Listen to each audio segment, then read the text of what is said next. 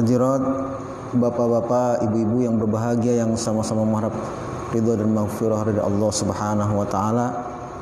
Alhamdulillah, pada malam hari ini kita masih terus mendapatkan limpahan anugerah karunia dari Allah Subhanahu wa taala.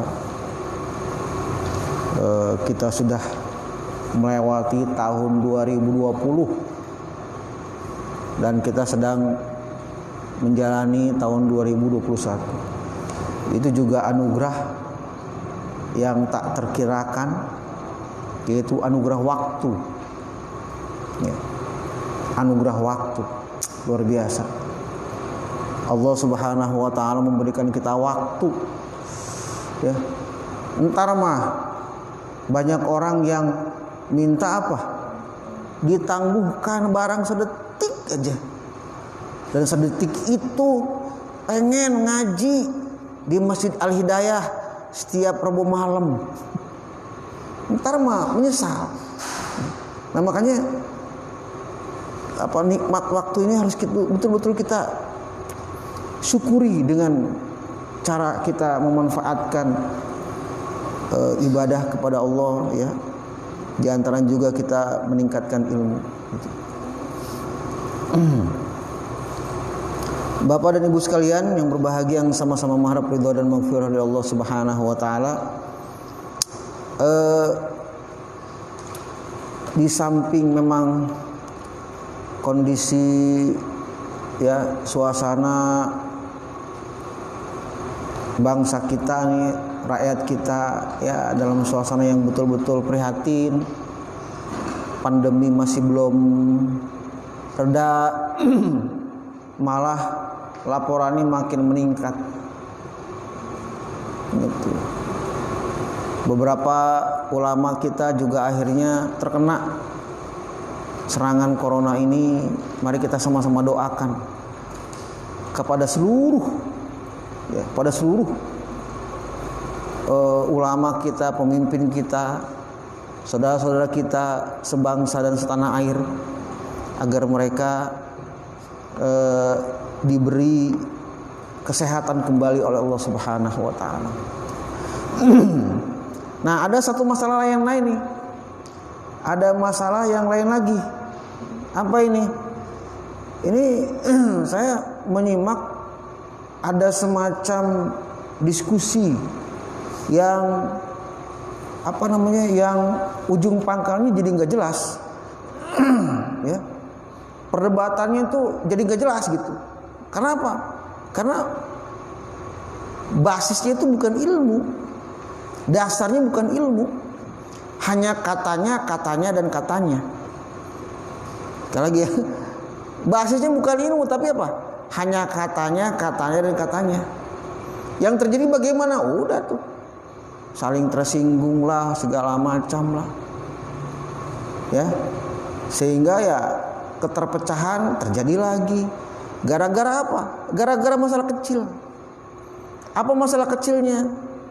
Yaitu kalau masalahnya agak diperluas gitu ya. Ini sebenarnya masalah transliterasi.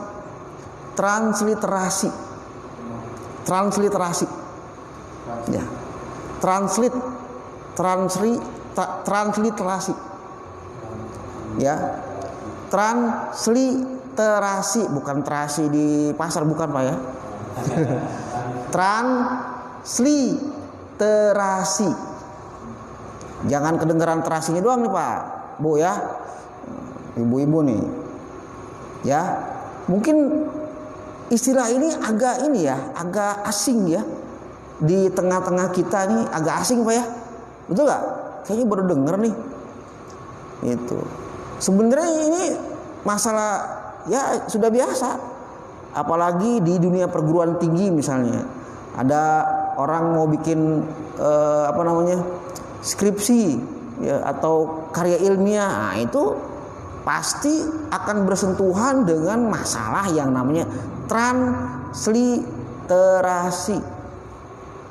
Di transliterasi ini terkait dengan bahasa tulisan. Bahasa tulisan. Jadi kan bahasa itu ada dua Pak. ada bahasa lisan, ada bahasa tulisan. Ini yang rada ribetnya justru bahasa tulisan. Ya, dalam ilmu bahasa apapun sebenarnya ada dibahas tentang transliterasi. Mau dibahas manapun itu. Kenapa ada demikian? Karena kan kita mengenal ada bahasa-bahasa di dunia ini yang berbeda-beda. Ya, kata-kata Bismillahirrahmanirrahim itu bahasa apa, Pak? Bahasa lisannya kan begitu? Betul? Bahasa lisannya. Dan itu bahasa apa? Bahasa Arab. Ditulis ke dalam bahasa Arab, ya udah sesuai dengan kaidah bahasa Arab. Jadi asal muasalnya lafaz Bismillahirrahmanirrahim itu bahasa Arab. Terus mau ditulis ke dalam bahasa Indonesia. Mau ditulis ke dalam bahasa Indonesia. Nah, proses menuliskan bahasa Arab itu dengan aksara yang sudah tentu ke dalam bahasa Indonesia namanya transliterasi bahasa Arab ke bahasa Indonesia. Gimana? Bahasa Inggris ke bahasa Indonesia sama juga, Pak. Bahasa Inggris ke dalam bahasa Indonesia ada juga transliterasi. Gitu. Hanya secara umum ya. Ada beberapa aksara, apa? Ada beberapa aksara yang paling terkenal di dunia ini sebenarnya ada dua, Pak. Huruf aksara ya Arab, Pak, dan aksara Latin. Ada Arab, ada Latin. Ada lagi nanti aksara Sanskerta yang sekarang masih digunakan di Thailand misalnya. Itu pakai tulisan Sanskerta itu. Ada lagi rumpun bangsa Asia Timur, contoh Jepang punya aksara sendiri, betul, Pak? Cina sama Jepang sama gak? Enggak sama, Pak, lain. Gitu. Nah, ketika satu bahasa ke bahasa lain, ya, tulisan bahasa satu ke bahasa lain mau dituliskan, nah ada yang namanya ketentuan transliterasi. Jadi, Bapak Ibu sekalian, kalau kita berpegang pada aturan transliterasi bahasa Arab ke bahasa Indonesia yang sudah disusun oleh para ilmuwan, para ahli, ya, maka bagaimana? Kelar perusahaan, Pak. Gitu. Gak akan ada masalah lagi.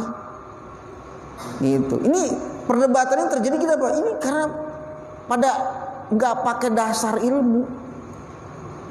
Nah, ini yang terjadi, Pak, ya. Gitu. Yang terjadi. Nah, itu kasusnya yang saya angkat hari ini. Ya. Kasusnya yang saya angkat hari ini.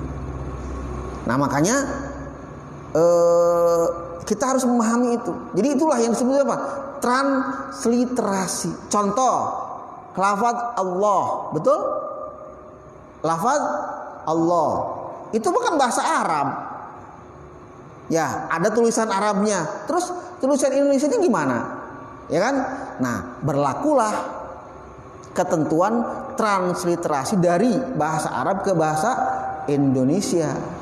Saya sebenarnya sudah membuatkan aturannya, ya. Itu sudah oleh Kang Amar, nanti silahkan. Saya tidak akan membahas aturannya karena itu udah jelas, itu mah nggak usah dibahas lagi. Hanya kita sebagai umat Islam jangan sampai perdebatan ini menjadi apa? Menjadi saling memojokkan, menjadi saling menghina. Jangan. Yuk kita perbaiki bareng-bareng.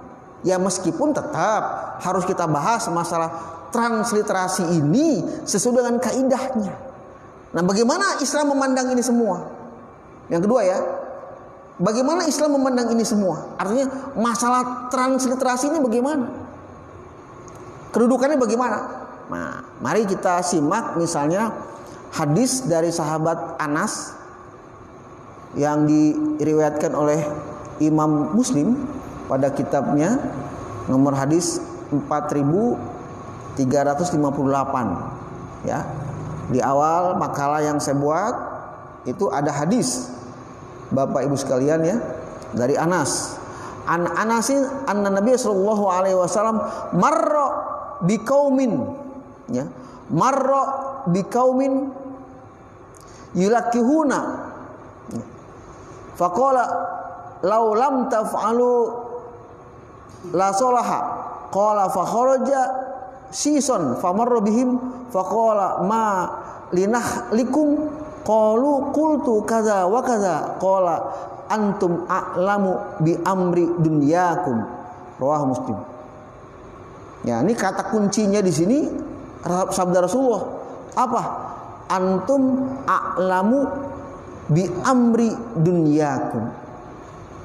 Gitu ya. Dari Anas sahabat Rasulullah ya, bahwa sesungguhnya Rasulullah SAW tuh melewati sebuah kaum ya, yulakihuna yang sedang mengawinkan pohon kurma. Jadi yulakihuna itu dijelaskan sebagai apa? Mengawinkan pohon kurma.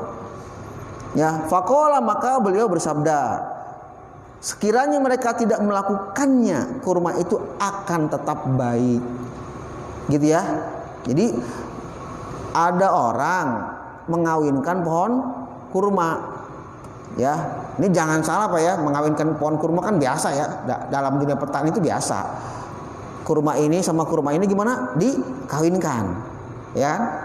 Nanti hasilnya bagaimana tuh? Contoh lah gitu ya. Itu dalam teknologi biologi sudah biasa itu ya.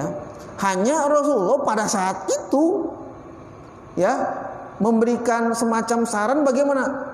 Jangan begitu. Ya, jangan begitu, jangan disilang-silang maksudnya. Kan kalau di dunia pertanian kan itu disilang ya. Varietas ini sama varietas ini disilang. Jadi nanti jadi bagaimana gitu kan. Nah, kata Rasulullah gimana? Jangan begitu. Ya, jangan begitu. Nah, kemudian beberapa waktu kemudian Rasulullah lewat lagi ke situ dan melihat ya pohon kurmanya itu pada apa? Pada rusak. Jadi pohon kurma yang tadinya mau dikawinkan itu Pak, ya nggak jadi nih, karena dinasihati oleh Rasulullah, ya ternyata bagaimana? Ya rusak gitu. Jadi nggak berkembang baik. Nah kemudian ditanya oleh Rasulullah SAW, ada apa dengan pohon kurma kalian? Mereka menjawab, bukankah Anda telah mengatakan ini dan itu? Maksudnya apa? Melarang. Padahal dalam penjelasannya para petani kurma di situ pada saat itu terbiasa mengawinkan jenis kurmanya supaya apa? Supaya baik begitu. Ya, ada usaha seperti itu. Maka tentu saja di sini harus dibedakan antara sabda Rasulullah yang mengandung wahyu. Ingat ya, sabda Rasulullah yang mengandung wahyu dan sabda Rasulullah yang bukan wahyu. Gitu. Ini hadis ini mengatakan begitu intinya. Makanya Rasulullah mengatakan kata kuncinya di situ apa? Ya, qala antum a'lamu bi amri dunyakum. Ya, atau di lafaz yang lain disebutkan antum a'lamu bi umuri dunyakum. Gitu ya. Jadi engkau lebih tahu dengan urusan kalian masing-masing. Berdasarkan apa? Keahlian masing-masing. Contoh lain. Banyak kajian bahwa Rasulullah itu juga dianggap panglima perang yang luar biasa, kan betul? Panglima perang yang luar biasa. Tapi harus disadari, sejago-jagonya Rasulullah sebagai panglima perang, ya, sehebat-hebatnya Rasulullah sebagai panglima perang kan, tentu saja dia pasti dibantu oleh Allah, oleh wahyu. Makanya dalam sebuah rencana pertempuran, ketika Rasulullah menjabarkan strategi perangnya, Wah, kita harus begini, kita harus begitu, kata Rasulullah SAW. Ya, nah ternyata ada ahli siasat perang yang aneh gitu dengan strategi perang Rasulullah, aneh gitu. Dia mikir, kok begini sih strategi perangnya. Akhirnya sahabat ini bertanya, ya Rasulullah, ya, apakah ini wahyu dari Allah atau sekedar pemikiran Anda ya Rasulullah? Tuh, pertanyaan luar biasa ya. Dia memahami betul kapasitas Rasulullah sebagai seorang Rasul, Nabi. Makanya pertanyaan begitu, nggak songong begitu pertanyaannya. Dia ahli strategi, tapi sadar bahwa ada ahli strategi yang paling luar biasa. Siapa? Ya Allah lah. Yang pasti wahyu itu diturunkan kepada Nabi Muhammad, bukan kepada dirinya nih, si sahabat itu. Makanya tadi beliau bertanya kepada Rasulullah seperti itu. Maka Rasulullah mengatakan apa? Ini mah pikiranku sendiri, bukan berdasarkan wahyu. Oh, kalau begitu strategi Anda ya Rasulullah apa? Kurang tepat. Ada yang lebih tepat begini pertimbangannya. Ya, nah dari dua kasus ini jelas bahwa ya ada memang urusan-urusan ya yang kalau dilihat dari konteks sekarang ya, ada urusan-urusan yang memang langsung diatur oleh Allah lewat Al-Quran, betul? Diatur oleh Allah lewat Al-Hadis. Ada juga yang remeng-remeng, ada.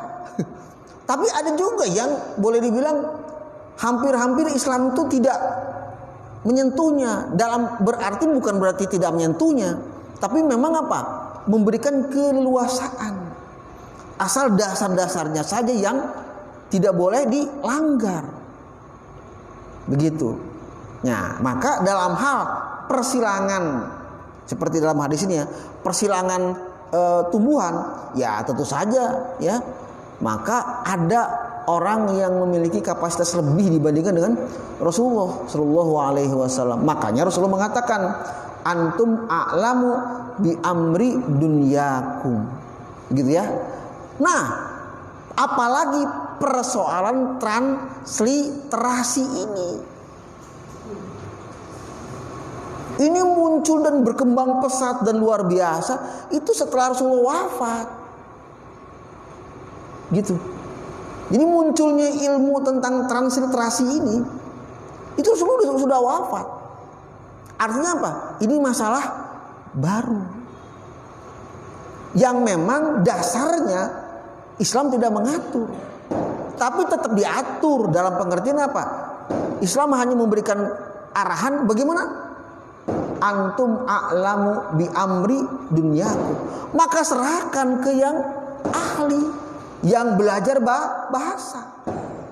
Itu maksudnya. Ya. Nah, dalam hal ini juga demikian. Maka kita lihat di situ. Siapa yang memiliki keahlian di bidang tulisan bahasa. Nah, makanya untuk Indonesia nih, Pak, ya, itu berkumpul para ahli di bawah naungan Departemen Agama dan Departemen Pendidikan. Ya, berkumpullah para ahli, sekali lagi, berkumpullah para ahli ya dalam naungan, pada naungan Kementerian Agama kalau sekarang ya, dan Kementerian Pendidikan. Dan mereka merumuskan kenapa dibuatkan pedoman transliterasi dari Arab ke Indonesia. Ya, karena memang bahasa Arab itu sering kita gunakan. Bukankah kita mayoritas Muslim di sini? Ya, supaya jangan ada kesalahan. Begitu. Nah, maka pada tahun 1987 dibuatlah semacam pedoman yang mengeluarkannya adalah SK bersama. Ya, pengesahan itu SK bersama Kementerian Agama dan Kementerian Pendidikan. Nah, itu sekitar 8 halaman ya, isi dari ketentuan itu, pedoman itu. Nah, kita tinggal mengikuti itu. Ya, kalau kita cari di Al-Quran ada gak Pak masalah ini? Nggak bakalan ada. Kalau dicari di dalam hadis ada nggak kayak beginian? Nggak ada. Yang perlu kita gunakan dan kita pelajari ya ilmu bahasa, baik itu bahasa Arabnya maupun bahasa Indonesianya. Ya, itu harus dipahami itu. Ke situ dulu ya. Jadi jangan ribut dulu masalah kecil, jangan. Dasarnya dulu kita pahami. Dasarnya dulu harus kita pahami. Ya, begitu. Tuh tadi dasarnya. Kemudian yang ketiga, bagaimana bila terjadi kasus? Ya, kasus sebuah kata bahasa Arab mau ditranslate ke dalam tulisan bahasa Indonesia. Ya, pertama langkahnya adalah kembalikan lafaz itu ke tulisan aslinya dalam bahasa Arab. Ya, sekali lagi, kembalikan tulisan lafaz itu ke dalam tulisan asli bahasa Arabnya. Jadi jangan main kemana-mana dulu. Tulisan bahasa Arabnya gimana? Gitu ya. Tuh satu, ya saya tuliskan contohnya ya. Saya tuliskan nih. Saya tuliskan. Oke. Kasus ya. Kasus kata-kata insya Allah, betul? Betul? Kasus kata-kata insya Allah. Tuh. Jadi jangan macam-macam dulu, tulis dulu bahasa Arabnya gimana, ya? Gimana? Itu gitu. Ini kesini. Ente mah, ya? Nih, kamar ininya. Hah? Bukan ininya. Nih, contoh ya. Tulisan insya Allah. Bagaimana nulisnya? Ini mau nggak mau harus apa? Bisa bahasa Arab. Sebab kalau nggak bisa bahasa Arab ya susah, ya repot entarnya, ya. Nah, tulisannya gimana? Tulisannya tuh begini.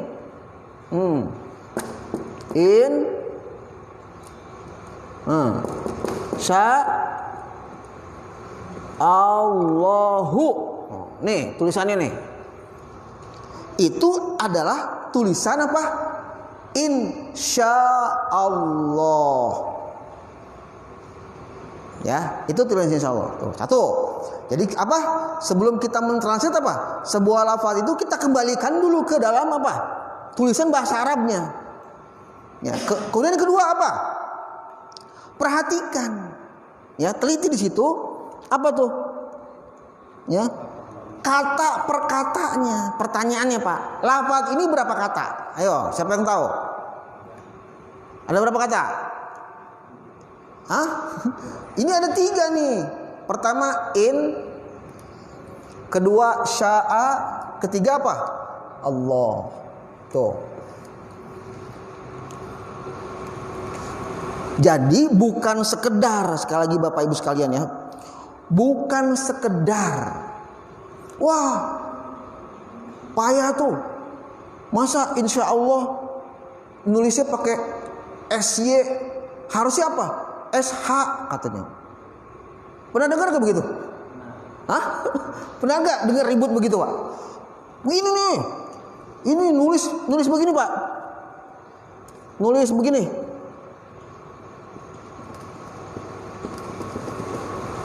Ini salah nih.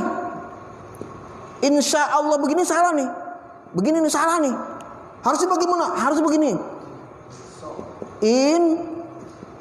Sa Allah nih, SH gitu. Harus begini. Nah, ini sekali lagi. Ini nggak ngerti nih persoalannya. Ya. Coba kalau dilihat sini, insya mau yang bawah maupun yang atas lihatin. Ini 2 kata, betul? Betul gak? Ini berapa kata? Lihatin. Dalam ketika dituliskan dalam bahasa Indonesia ternyata 2 kata, insya Allah, insya Allah. Padahal aslinya kata-kata insya Allah itu berapa kata? 3 kata. Insya dan Allah. Maka dari sini saja gimana? Cara transliterasinya harus per kata. Tuh pedoman pertama. Gimana Pak? harus berkata. Harus berkata. Makanya di sini gimana? Maka yang benar adalah gimana? Pertama in, tulis in tuh. Udah ini satu kata udah. Dipisahin sya.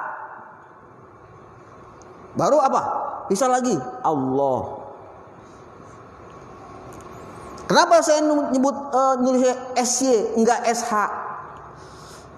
Coba, ayo. Ini nih SY sama SH nanti artinya beda. Ya beda lah. Ya. Perhatikan Bapak Ibu sekalian ya.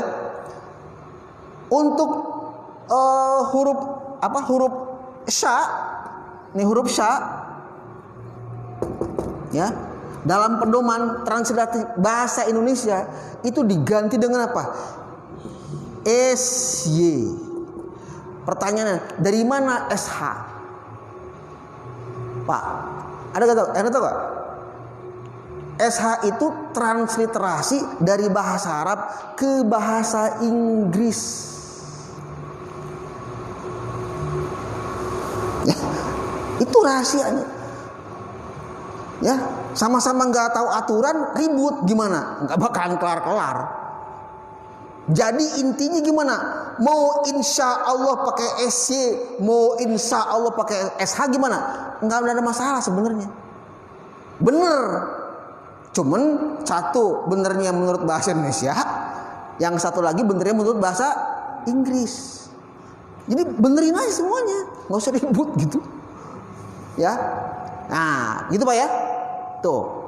Kedua, yang selanjutnya ini mana? Insya betul itu nggak boleh disatuin. Nggak boleh disatuin. Sebab apa? Kalau ada kata-kata insya, Pak, nih. Maaf.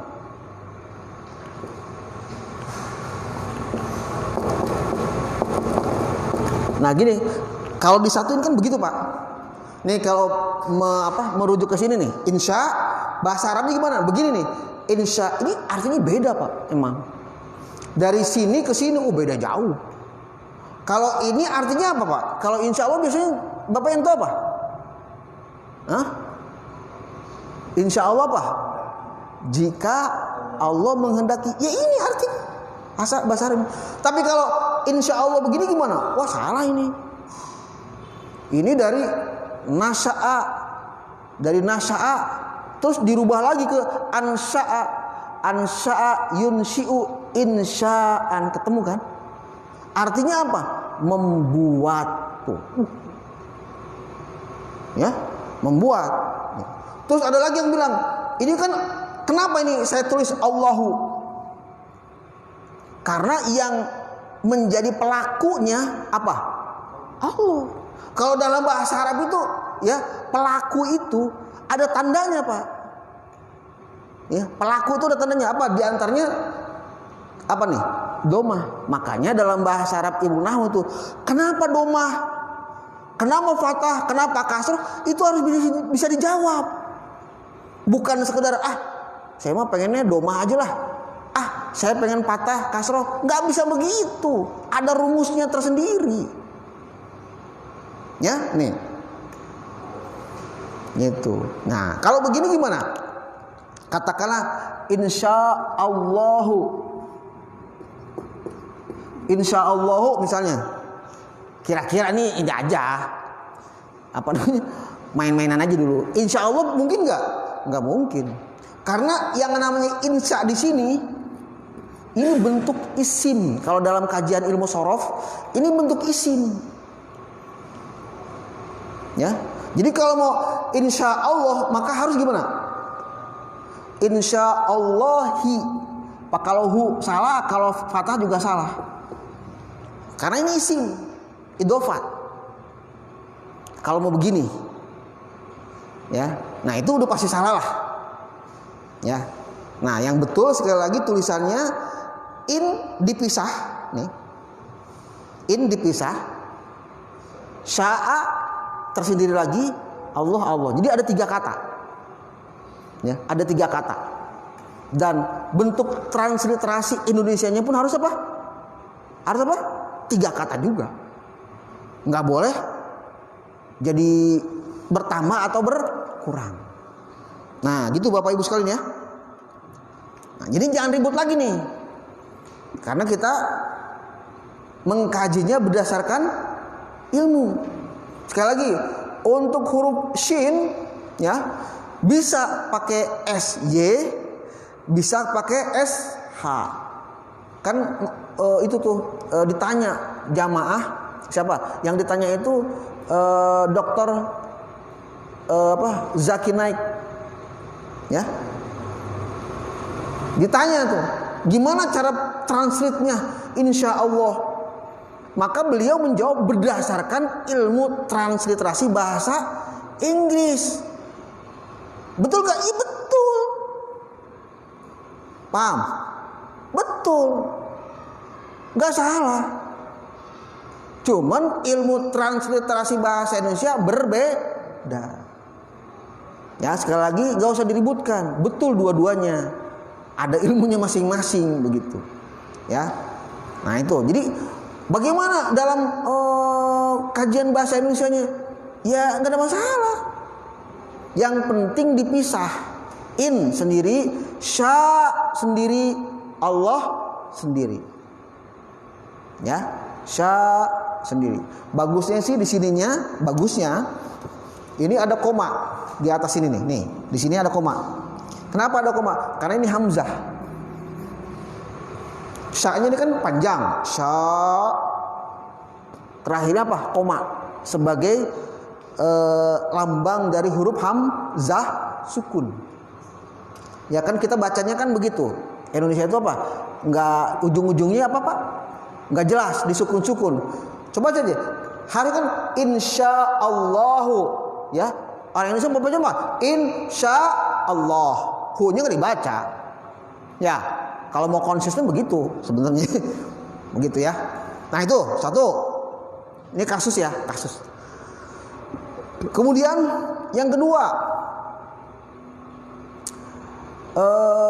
lafaz assalamu alaikum. Lafaz apa? Assalamu alaikum. Itu. Nah ini sekali lagi perkata. Pertama perkata. Assalamu alaikum itu berapa kata? Berapa berapa kata gitu? Berapa rumpun kata? Ya. Assalamualaikum itu tulisannya begini. Catat. Ini dulu, hapus dulu. Ya. Nih. Assalamualaikum. Kan begini. Betul? Assalamualaikum. Betul? Ini kelihatannya Bapak Ibu sekalian ada dua kata, betul? Betul. Assalamu sama alaikum. Meskipun sebenarnya ini ada tiga kata, Pak. Ini saya bisa menyebutkan tiga kata karena ada ilmunya. Ya, yang dua kata itu yang ini alaikum. Alai sama kum itu dua kata itu sebenarnya. Hanya penulisannya disambung. Ya. Nah, dua kata penulisannya disambung itu berlaku pertama pada kasus mudhof ilaih. Nih yang pesantren mana nih yang pesantren nih? Bu itu Sadamar. Oh. Idhofah, mudhof ilaih, idhofah. Ya. Jadi contoh nih. Rasul sama Allahu digabung jadi apa? Rasulullahi. Betul? Nah, itu idhofah, mudhof ilaih. Maka nulisnya gimana? Dalam transliterasinya juga digabung. Rasulullah kan digabung itu tulisannya. Ya.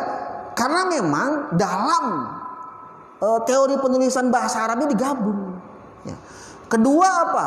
Kedua jar, huruf jar, ya, dan isim majrurnya, ya, dan isim majrurnya itu juga apa? Digabung cara penulisannya. Ini Pak, alaikum itu asalnya apa?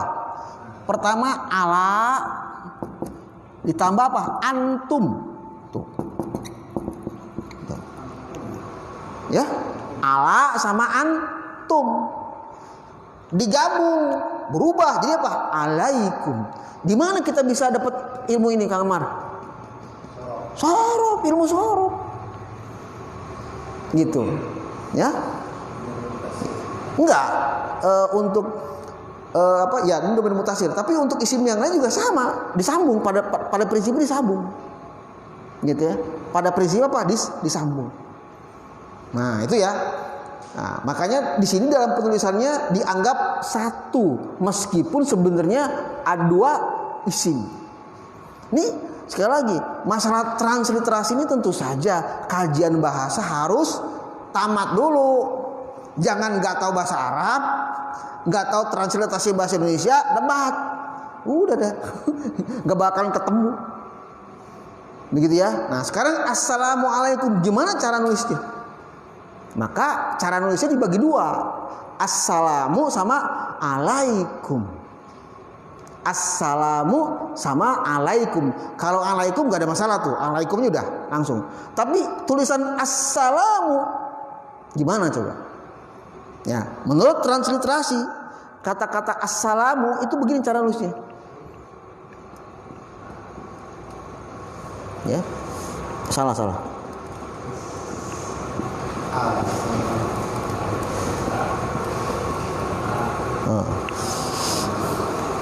Cara nulis begini, al-salamu. Coba cek.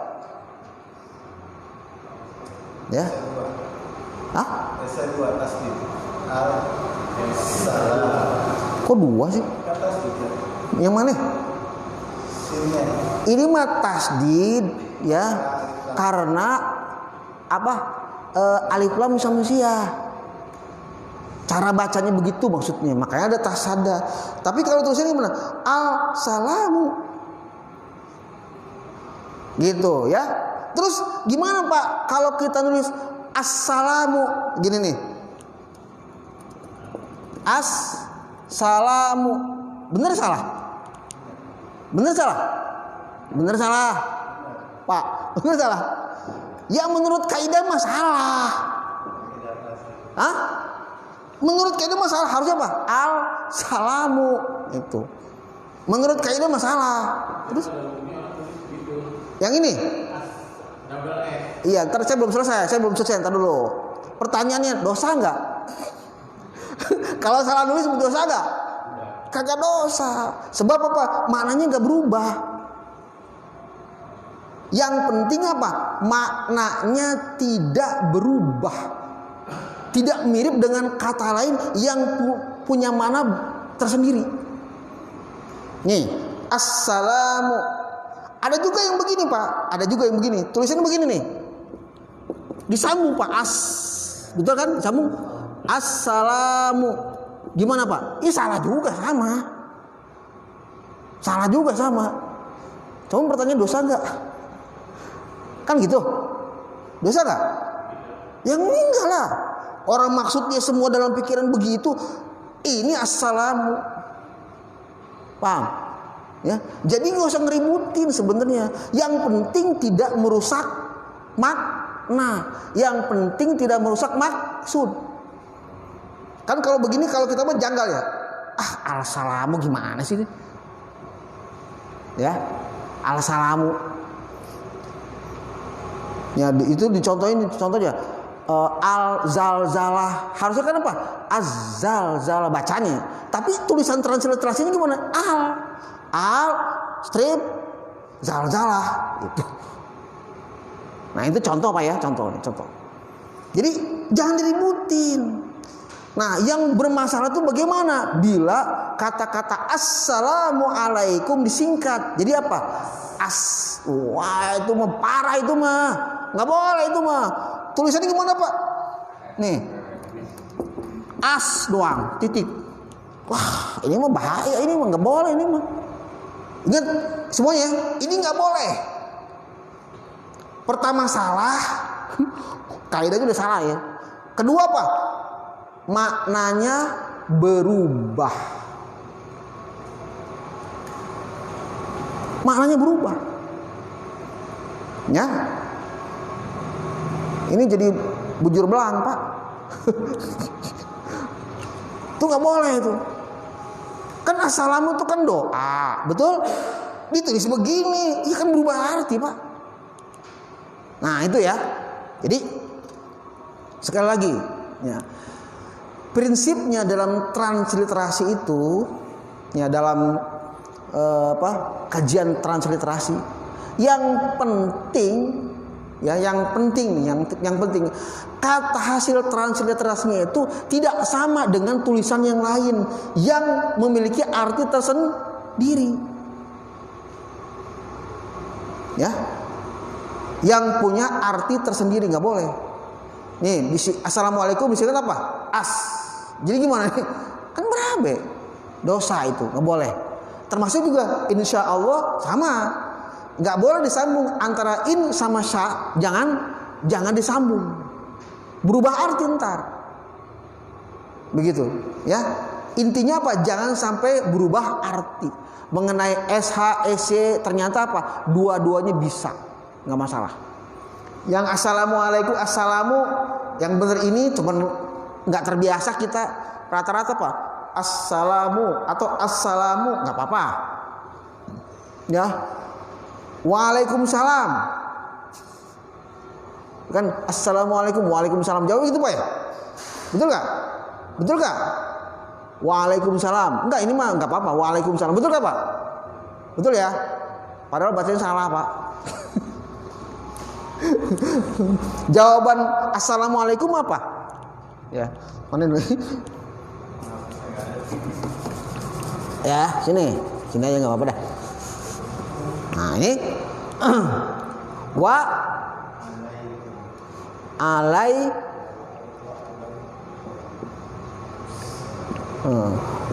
alaikumus salamu. Jadi ini tuh nyambung ke sini. Nih, wa alaikumus salamu. Cuman lidah orang Indonesia gimana? Wa alaikum salam. Ya, waalaikumsalam. Jadi biasain Pak ya. Nih dari omongan ya, waalaikumsalam. Gitu. Assalamualaikum kan bicara apa? Salamnya udah bener tuh. Assalamualaikum. Jawab bagaimana? Waalaikumsalam. Itu yang bener Pak. Nah, coba tolong dibiasain Pak ya itu. Jadi jangan sampai waalaikumsalam.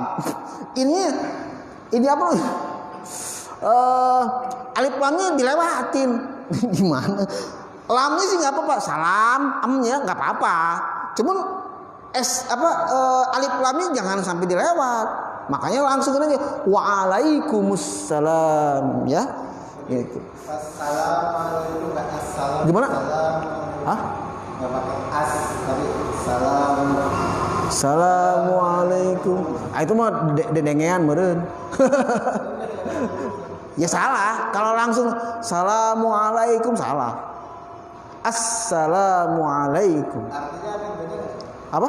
Artinya beda nggak? Salam. Jangan artinya beda dulu. Dari segi tulisan bahasa udah salah.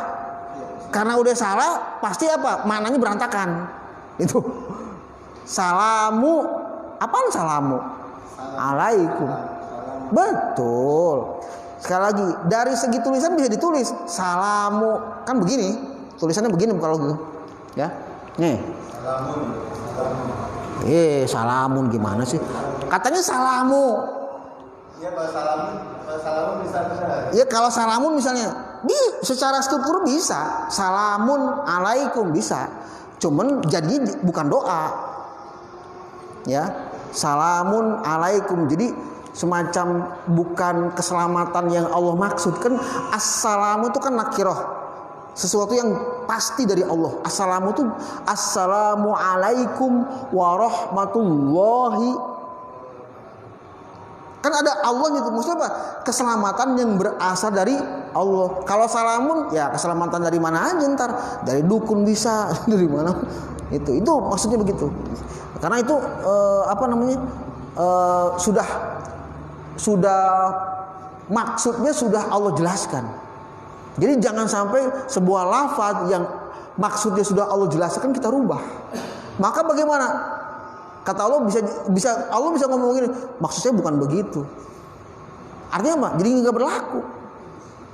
Ya, nah begitu. Nah itu dari segi konsekuensi. Nah makanya sekali lagi jangan terlalu diributkan. Ya, jangan terlalu diributkan dari segi makna segala macam.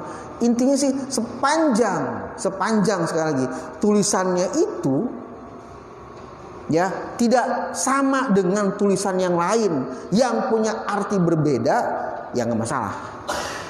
Ya, nah kemudian yang selanjutnya dalam bahasa juga, Bapak Ibu sekalian, ya ini kan transliterasi. Maksudnya apa Pak? Tulisan asli bahasa Arab bagaimana ditulis dalam bahasa Indonesia. Nah dalam bahasa Indonesia ada lagi yang namanya apa? Kata serapan, bahasa serapan. Ini kalau dipikir-pikir lebih parah sebenarnya daripada transliterasi. Ya Pak, berkah bahasa Arab, bahasa apa Pak? Berkah.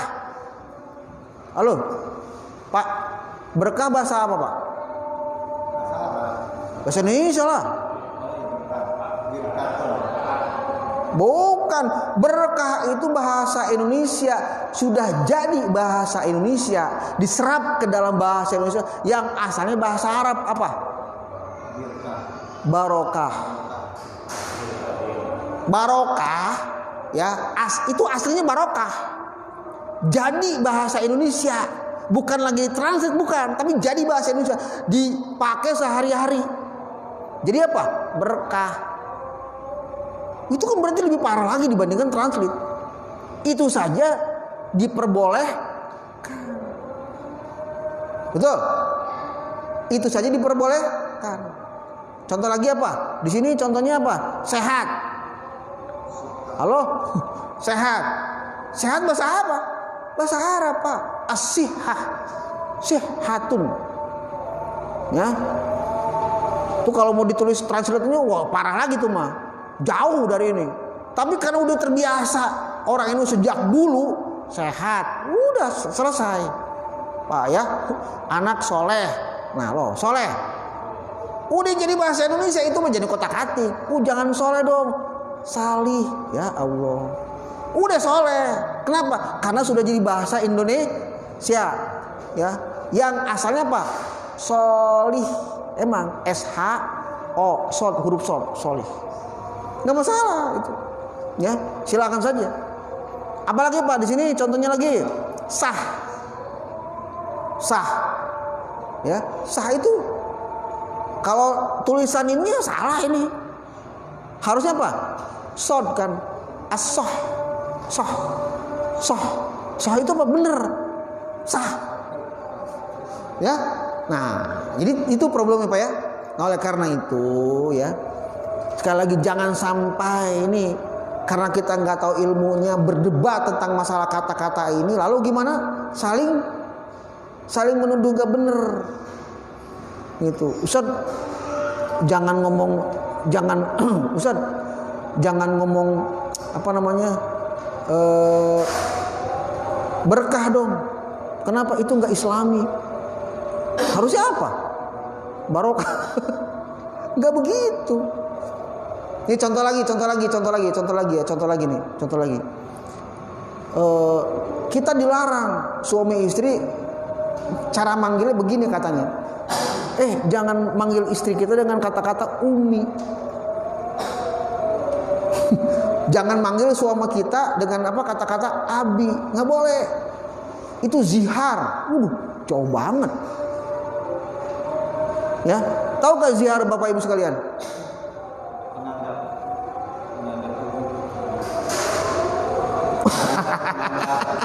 Apa zihar Pak? Zihar itu salah satu bentuk mengungkapkan cerai ya seorang suami kepada istrinya di zaman jahiliyah, dan itu nggak boleh, dilarang. Jadi maksudnya kalau kita mau menceraikan istri ya bilang aja saya menceraikan kamu, begitu ya. Tapi orang Arab dulu suka begitu, menyakiti, cara ngomong cerai itu menyakiti ya. Kamu saya tetapkan seperti ibu saya. Maksudnya apa? Itu cerai maksudnya, ungkapan cerai. Ya. Nah, itu kan dalam budaya Arab. Budaya Arab. Nah, kalau kita ngomong ke istri kita, Umi gimana? Zihar? Ya enggak lah. Kenapa? Karena tidak ada kata-kata yang dimaksudkan untuk apa? Mencerai. Hanya semacam sapaan. Ya, coba seorang istri ngomong ke suaminya, ngomong gimana? Pak, ayah, betul? Betul nggak? Lah, bapak bahasa Arabnya apa? Abi. Itu mah hanya sekedar mengganti bahasa doang. Bukan dimaksudkan untuk apa? Mencerai. Bisa jadi itu juga mencontohkan ke anak-anaknya. Kalau manggil bapak itu ayah kita misalnya dengan apa? Abi. Kalau manggil ibu kamu dengan apa? Umi. Itu sekedar mencontohkan kepada anak-anak kita. Karena memang salah satu hadis, saya lupa redaksinya, yang menjelaskan bahwa bahasa surga itu bahasa Arab. Wah, nanti gimana Ustaz? Saya nggak pernah belajar bahasa Arab. Bukan begitu maksudnya. Ntar kita di sono, walaupun kita nggak belajar bahasa Arab, gimana Pak? Fasih bahasa Arabnya Pak. Ya, sama juga ketika Rasulullah menjelaskan kepada seorang nenek-nenek. Kata Rasulullah, "Nek, tahu gak di surga itu nggak ada nenek-nenek?" Wah, si nenek-nenek nangis. Si neneknya nangis. Tapi maksud Rasul bagaimana? Si nenek-nenek yang keriput itu, yang muka udah segala macam penyakitan, masuk surga bagaimana? Jadi bidadari. Gitu maksudnya, ya. Nah, tentang bahasa surga itu pun demikian. Ya. Nah, itu jangan disalahpahami. Nah, demikianlah ya pembahasan kita tentang transliterasi. Ya. Yang mudah-mudahan ini tidak menjadi semacam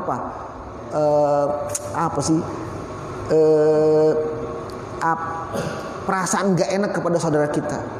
Sampai ada orang yang mengatakan gimana ke saudaranya, kalau kamu bilang yang tidak sesuai dengan insya Allah bukan pakai SH, saya tuh kayak yang nyelekit gitu. Astagfirullah. Coba saya begitu, mengganggu perasaan saya. Astagfirullahaladzim. Ya, itu nggak boleh. Ya, sebab ternyata bagaimana? Ya, kalaupun salah, asal tidak, sekali lagi, ya, asal tidak berubah arti, ya nggak masalah. Contohnya tadi, salamu secara kaidah gimana? Ya salah. Ya, assalamu itu yang kita sering pakai. Tapi kan dianggap kurang sesuai menurut pedoman. Tapi kalau sudah umum dipakai bagaimana? Ya nggak apa-apa, silakan. Gitu ya. Ini kalau mau. Gitu. Ada yang assalamualaikum disatuin semua. Assalamualaikum. Bismillahirrahmanirrahim disatuin semua. Bismillahirrahmanirrahim. Contoh. Ya. Itu benar salahnya kan harus kita kaji. Jangan sampai kita mengomentari tapi kita tidak paham, tidak tahu, tidak menguasai masalah. Ya. Nah, itu mudah-mudahan menjadi pedoman kita. Ya, kita tinggal bertanya saja ini kepada yang ahli bahasa, Pak ya. Jadi bukan orang yang enggak ahli bahasa. Tanya ke ahli yang bahasa. Gitu. Supaya kita mendapatkan penjelasan dengan sebaik-baiknya. Baik. Ya, demikian yang saya dapat sampaikan pada kesempatan kali ini. Pesan saya terakhir, kata Allah Subhanahu wa taala dalam surah An-Nahl ayat 43 atau Al-Anbiya ayat 7, Allah berfirman, "Wa ma arsalna min qablika illa rajulan nuhi ilaihim." Apa katakunya? Fas'alu ahla dzikri in kuntum la ta'lamun. Ya. Bertanyalah kepada apa? Ahli zikri. Apa di sini az-zikri? Az-zikru huwa al-ilmu. Al-ilmu di sini apa? Yang pertama Al-Qur'an. Yang kedua al-hadis. Yang ketiga apa? Ilmu-ilmu yang berhubungan dengan agama. Dan yang terakhir ilmu-ilmu yang tidak ada hubungan dengan agama. Contoh yang tidak ada hubungan dengan agama nih, ahli pertanian. Tadi seperti dalam hadis ya, betul? Itu kan pertanian tuh. Ahli mesin. Jadi jangan mentang-mentang kita ustadz begitu Pak ya, ngotot debat tentang mesin motor dengan siapa? Dengan mekanik. Malu lah, harusnya gitu ya. Nah ini sebagai ilustrasi saja gitu ya. Nabi saja meralat ya dan memaklumi beliau salah, apalagi kita sebagai manusia biasa ya. Nah mudah-mudahan sekali lagi kasus ini bisa menjadikan kita lebih besar maklum Pak ya. Jadi kalau ada tulisan yang salah Pak ya, dimaklumilah. Kalau sekedar salah gituan man Pak ya, kecuali yang ini assalamu, kalau ada yang WA ke saya assalamu as gitu ya, Pak Ustadz gini-gini, saya bahas dulu tuh, jangan sekali lagi nulis singkat as, saya bilang. Nah itu mah jangan, itu mah saya tegur itu mah ya, sebab artinya beda. Gimana pantat lu, aduh ya Allah ya, masa sih begitu ya. Baik, marilah kita sama-sama tutup dengan baca hamdalah, alhamdulillahirabbil alamin. Rabbana atina fid dunya hasanah wa fil akhirati hasanah wa qina adzabannar. Aqulu qouli hadza wa astaghfirullah li wa lakum wa lakum minkum. Assalamualaikum warahmatullahi wabarakatuh.